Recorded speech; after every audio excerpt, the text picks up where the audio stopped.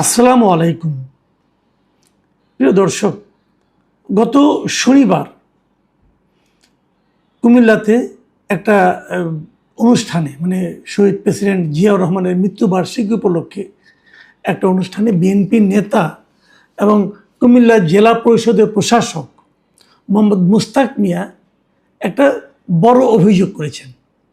এই অভিযোগ নিয়ে গত দুদিন সোশ্যাল মিডিয়া এবং আমাদের বিভিন্ন মিডিয়াতেও নানা ধরনের তর্ক বিতর্ক আলোচনা চলছে।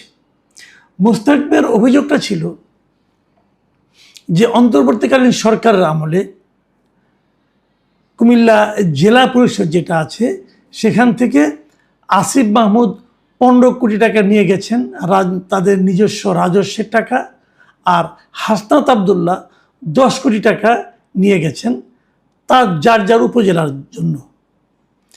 এই হলো ওনার বক্তব্য। এই অভিযোগের প্রেক্ষিতে এই অভিযোগকে নিয়ে মোটামুটি একটা আলোচনা।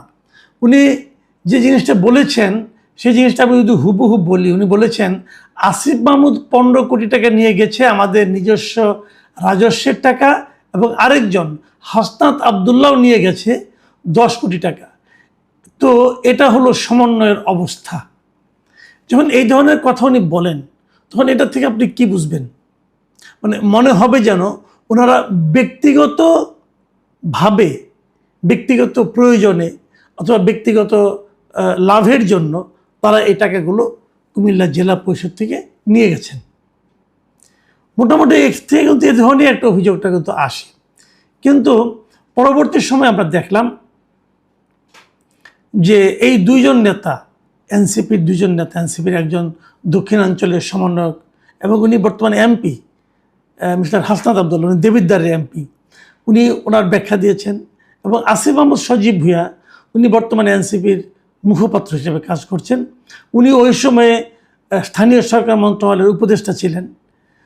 উনি ওনাদের মতো করে একটা ব্যাখ্যা দিয়েছেন, এবং সেই ব্যাখ্যার পরে দেখলাম যে বিবিসিকে আবার মুস্তাক মিয়া, বর্তমানে যিনি জেলা পরিষদের প্রশাসক আছেন, তিনিও নিজের মতো করে কিছু একটা বলেছেন। এবং সেখানে তিনি কি বলেছেন আমি দেখলাম, বিবিসিকে উনি যেটা বলেছেন সেটা আরেকটু যেন অন্যরকম হলো। যেমন উনি যে কথাটা বলেছেন যে প্রকল্পের মাধ্যমে স্পেশাল বরাদ্দ নিয়ে ওর এলাকায় বরাদ্দ দিয়েছে, এটা তো এভাবে দিতে পারে না। একটা উপজেলায় এত বরাদ্দ, আরেক উপজেলায় 5 লাখ 10 লাখ। বিষয়টা আমি এই কথাটাই বুঝাইতে চাইছি। এই ধরনের বৈষম্য তো হতে পারে না, এরকম অস্বাভাবিক বরাদ্দ আর কোথাও হয় নাই। উনি বলতে চেয়েছেন যে অন্যান্য উপজেলায় 5 লাখ 10 লাখ বা 20 লাখ টাকা বরাদ্দ দেওয়া হয়েছে, এবং এই দুটো উপজেলায় বরাদ্দের পরিমাণ ছিল এরকম বেশি। এবং সেই সংখ্যাটা অঙ্কটা উনি প্রথমে বলেছেন একজনের 15 কোটি আর একজনের 10 কোটি। বাস্তবে কি আসলে? ফেসবুকে একটা পোস্টে হাসনাত আবদুল্লাহ বলছেন যে এই বরাদ্দ জেলা পরিষদের রাজস্ব খাত থেকে দেওয়া হয়নি, স্পষ্ট কথা। এবং হাসনাত আবদুল্লাহ যে কথাটা বলেছেন, আমি আপনাদেরকে দেখলাম যে সমকাল পত্রিকায় উনি বলেছেন যে এই বরাদ্দ স্থানীয় সরকার বিভাগ থেকে বিশেষ বরাদ্দ, যেটা জেলা পরিষদের মাধ্যমে ব্যয় হয়েছে। দেবিদ্বারকে 10 কোটি নয় 5 কোটি টাকা দেওয়া হয়েছে, যেটা এডিবি প্রকল্পের মাধ্যমে দেওয়া হয়েছে। জেলা পরিষদের রাজস্বের সঙ্গে এর কোনো সম্পৃক্ততা নেই। এবং তিনি আরও বলেছেন রাজস্ব খাত আর বিশেষ বরাদ্দ সম্পর্কে জ্ঞান থাকলে প্রশাসক এই কথা বলতেন না। আর উনি এমনভাবে বলেছেন মনে হচ্ছে টাকা আমরা নিজেরা পকেটে নিয়ে গেছি, অথচ দেবিদ্বারের বিভিন্ন কাজে এই টাকা বরাদ্দ দেওয়া হয়েছে। তাহলে বোঝা যাচ্ছে দেবিদ্বারের ব্যাপারটা। আর আসিফ মাহমুদ সজীব ভুঁইয়া কি বলেছেন, উনিও এই যিনি আছেন মুস্তাক মিয়া তার বক্তব্যকে অভিযোগকে নাকচ করে দিয়েছেন। এবং উনি বলেছেন, আসিফ মাহমুদ বলেছেন, উনি এটা ক্লিয়ারলি রাজনৈতিক উদ্দেশ্যে বলেছেন। উনি তো আর কোনো সরকারি কর্মকর্তা বা সরকারের দায়িত্বশীল কেউ না, উনি বিএনপি নিয়োগকৃত একজন প্রশাসক। এবং তিনি আরও বলছেন যে কোন অর্থ এডিপি আর কোন অর্থ রাজস্ব এটা জানতে হবে।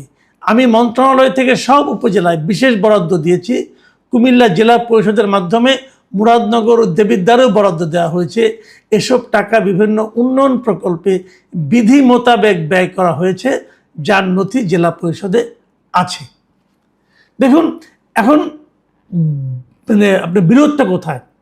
এক নম্বর হলো মোস্তাক মিয়া সাহেব যে কথা বলেছেন সে কথা উনি নিজে আবার একটু নড়চড় করছেন। উনি বলছেন যে এই দুটো উপজেলায় বেশি বেশি বরাদ্দ দেওয়া হয়েছে, এটা ঠিক হয়নি। আর অর্থের পরিমাণ নিয়েও প্রশ্ন আছে। মোস্তাক মিয়া সাহেব বলেছেন যে আসিফ মাহমুদ সজীব ভূঁইয়া নিয়েছেন 15 কোটি টাকা এবং হাসনাত আবদুল্লাহ নিয়েছেন 10 কোটি টাকা, এবং হাসনাত আবদুল্লাহ এবং আসিফ মাহমুদ দুজনেই বলছেন উভয়ে নিয়েছেন 5 কোটি টাকা করে। দেখুন, এই বিষয়গুলো কিন্তু খুব যে বিশাল কিছু ব্যাপার তা নয়। আমি জাস্ট এখানে যে জিনিসটা দেখতে যাচ্ছি সেটা হলো অ্যাটিচিউডটা, মানসিকতাটা কি, এটা নিয়ে আমরা আলোচনা করব। তার আগে আমি একটা জিনিস একটু আপনাদেরকে মনে করিয়ে দিই, সেটা হলো এই জেলা পরিষদের মাধ্যমে যে প্রকল্পগুলো বাস্তবায়ন করা হয় সাধারণত বিভিন্ন উপজেলায়, তা সাধারণত দুইটা তহবিলের মাধ্যমে করা হয়। একটা হলো রেভিনিউ বাজেট থেকে, মানে জেলা পরিষদের নিজস্ব যে আয় আছে, যে রাজস্ব তহবিল আছে সেখান থেকে।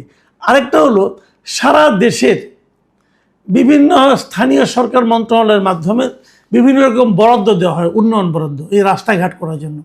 সেটা হলো এডিপি তহবিল বলে এটাকে। এই দুইটা খাত থেকে কিন্তু এই বরাদ্দগুলি দেওয়া হয়। আসিফ মাহমুদ এবং হাসনাত আবদুল্লাহর কথা অনুযায়ী বোঝা যাচ্ছে তারা যে 5 কোটি টাকা করে পেয়েছিলেন সেটা এডিপি বরাদ্দ ছিল। আর মিস্টার মোস্তাক মিয়া যেটা বলছেন সেটা হলো রাজস্ব তহবিল থেকে হচ্ছে। এই দুটো নিয়ে একটা বিরোধ আছে, এটা হয়তো পরবর্তী সময় জানা যাবে। তবে আমার মনে হয় যে আসিফ মাহমুদ এবং হাসনাত আবদুল্লাহ তাদের বক্তব্যটা হয়তো সঠিক হবে। মোস্তাক মিয়া সাহেব হয়তো রাজস্ব এবং এডিবির পার্থক্যটা ঠিকমতো বুঝতে পারেননি, অথবা বক্তৃতার খাতিরে হয়তো ঢালাও বলে দিয়েছেন। কিন্তু এইটুকু আপনি যতটুকু বুঝেন না কেন, এখানে কিন্তু আরেকটা কথা আছে। আরেকটা কথা কি, যে আসিফ মাহমুদরা যতটা নিজেদেরকে নির্দোষ মানে প্রমাণ করার চেষ্টা করছেন, বিষয়টা মনে হয় অতটা সহজ নয়। এই কারণে আমি আপনাদেরকে স্মরণ করে দিতে পারি, 2025 সালের সেপ্টেম্বরে দৈনিক প্রথম আলো পত্রিকায় একটা প্রতিবেদন প্রকাশিত হয়েছিল, এবং সেখানে বলা হয়েছিল কুমিল্লার সড়ক ও অন্যান্য অবকাঠামো উন্নয়নে স্থানীয় সরকার প্রকৌশল অধিদপ্তর 2400 কোটি টাকার প্রকল্প দিচ্ছিল, এবং তার মধ্য থেকে আসিফ মাহমুদের নিজ উপজেলা মুরাদনগরে 453 কোটি টাকা, আর হাসনাত আবদুল্লাহ উপজেলার দেবিদ্বারে 336 কোটি টাকার বরাদ্দ রাখা হচ্ছে।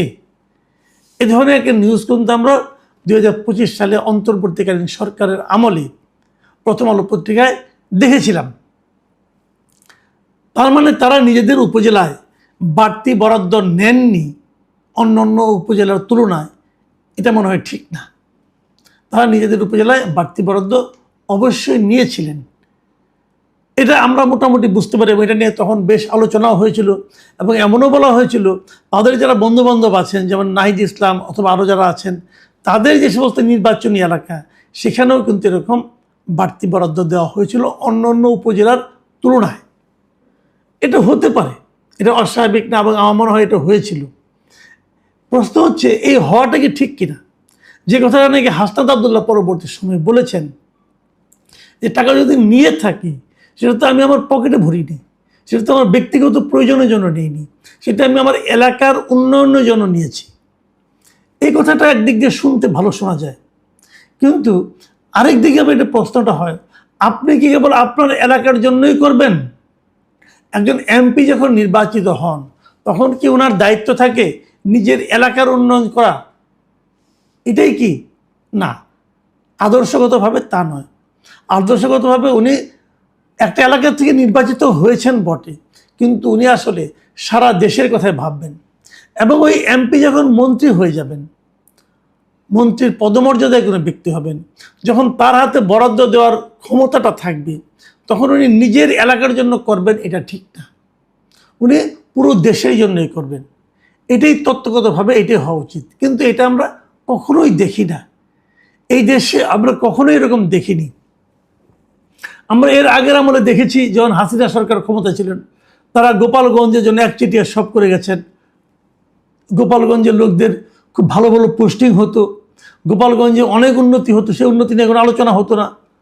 এরকম অনেক কিছু আমরা দেখেছি। আবার তার আগে দেখেছি যখন খালেদা জিয়া ক্ষমতায় ছিলেন তখন ওনাদের এলাকায় যেমন বগুড়া, লক্ষ্মীপুর এই সমস্ত এলাকায় আমরা দেখেছি প্রচুর উন্নয়ন কাজ হতো, ওটা নিয়ে কোনো আলোচনা হবে না। আমরা যখন কোনো একজন মন্ত্রীকে পাই, সে মন্ত্রী নিজের যেখানে নির্বাচনী এলাকা সেখানে উনি প্রচুর কাজ করেন, এবং এই কাজগুলি যে অপ্রয়োজন আমি তা বলছি না, কিন্তু আমার কথাটা হলো কি, আপনি তো গরিব দেশ, গরিব সরকার, যা কিছুই উন্নয়ন কাজের জন্য বরাদ্দ থাকবে সেটা তো একটা সমবন্টন হওয়া উচিত। আপনি যদি নিজের এলাকার জন্য বড় অংশটা বরাদ্দ দেন তাহলে কি হয়, তাহলে মনে করা যেতে পারে যে আপনি সরকারি অর্থ ব্যয় করে নিজের নির্বাচনী কাজের জন্য, নির্বাচনী বৈতরণী পার হওয়ার জন্য, আগামীতে নির্বাচিত হওয়ার জন্য আপনি ইনভেস্ট করছেন। এটাকে আপনি ঠিক করছেন? এটা আপনি ঠিক করছেন না। এই যে এই সমস্ত প্রশ্নগুলি কিন্তু ওঠে, কিন্তু এগুলি এতটাই বেশি হয় আমাদের দেশে যে এগুলো অনেকটা স্বাভাবিকের পর্যায়ে পৌঁছে গেছে। অনেক এলাকার মানুষকে আমি বলতে শুনেছি, এবার আমাদের এলাকায় একজন মন্ত্রী পেলাম, এবার যদি কিছু উন্নতি হয়, কিছু উন্নয়ন হয়। কারণ তার মানে ভোটারদের মধ্যেও এই ধরনের একটা প্রত্যাশা থাকে যে আমার এলাকায় উন্নয়নটা বেশি হবে। এবং তারপরে কি হয়, তারপর যেটা হয়, যখন নতুন সরকার আসে তখন কিন্তু এই যে স্বাভাবিক ঘটনাগুলো এগুলোর উল্টোটা আবার ঘটতে থাকে। নতুন সরকার তার এলাকায়, নতুন মন্ত্রীরা তার এলাকায় এই কাজগুলি করতে থাকেন, যার ফলে কোনো কোনো এলাকা সবসময় অনুন্নত থাকে, কোনো কোনো এলাকা মন্ত্রীর চাপে উন্নত হয়ে যায়। এরকম ঘটনা আছে। আসিফ মাহমুদ সজীব ভাইও এই একই কাজ করেছেন উনি যখন দায়িত্বে ছিলেন। এটা নিয়ে বড় বড় কথা বলে লাভ নাই ভাই, এটাই বাস্তবতা। এখন আমি যে প্রশ্নটা করব, অন্য মন্ত্রীরা করেন, কিন্তু আমার প্রশ্ন হলো যে আসিফ মাহমুদ সজীব ভুঁইয়া, হাসনাত আব্দুল্লাহ ওনারা কেন করবেন? কারণ ওনাদের ব্যাপারে আমাদের আপত্তির জায়গাটা হলো এই জায়গাটাতে, আপনারা তো বৈষম্য বিরোধী আন্দোলনের মাধ্যমে এসেছেন। আপনারা তো সবসময় বলেছেন যে বৈষম্য চলবে না, সবার জন্য সমানভাবে দেখতে হবে। তো আপনি তো আপনার এলাকার জন্য